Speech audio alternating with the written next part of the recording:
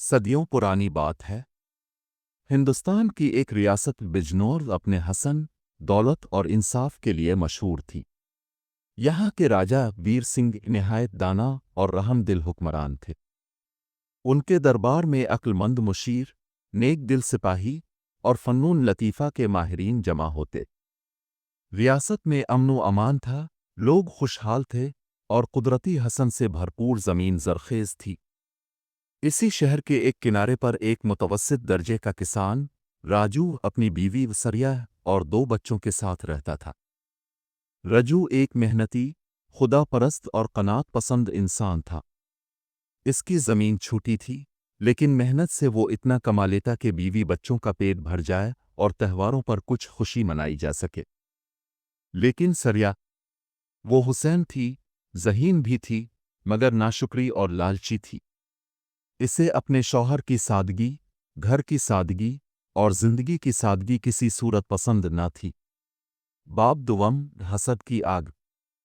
راجو جب کھیتوں میں پسینہ بہاتا، سریا ہمسایوں کی امیروں والی زندگی کا حسد کرتی۔ کیا کمی ہے مجھ میں بھی رانیوں کی طرح جینا چاہتی ہوں، وہ اکثر بڑبڑاتی۔ ایک دن سریا بازار گئی۔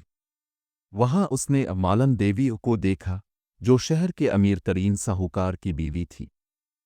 اس کے کپڑے ریشم کے تھے، زیور سونے کے، اور بول چال میں غرور چھلکتا تھا۔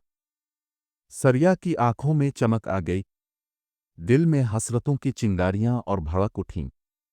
اسی رات سریا نے راجو سے آزمائش۔ ایک دن ریاست میں قحط پڑ گیا۔ کئی کھیت سوکھ گئے، ندی کا پانی کم ہو گیا اور اناج مہنگا ہو گیا۔ راجو نے دن رات کام کیا تاکہ خاندان کو بچا سکے، مگر سریا کے تانے بڑھتے گئے۔ اب دیکھ لو، تمہارے خدا نے ہمیں بھوکا رکھا ہے۔ اگر میں راجا کے محل میں ہوتی تو آج سونے کے برتن میں کھانا کھا رہی ہوتی۔ راجو کو یہ الفاظ بجلی کی مانند لگے۔ اس نے پہلی بار تڑپ کر کہا، سریا، تم ناشکری کے اندھے کنویں میں گر رہی ہو، سنبھل جاؤ۔ مگر سریا نے بات نہ سنی۔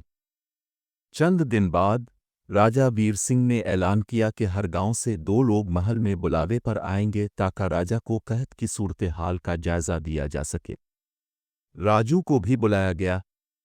محل کی شان و شوکت دیکھ کر سریا کے دل میں اور آگ لگ گئی۔ اس نے راجا کے وزیر سے خفیہ ملاقات کی، جو عورتوں کے حسن کا شوقین تھا۔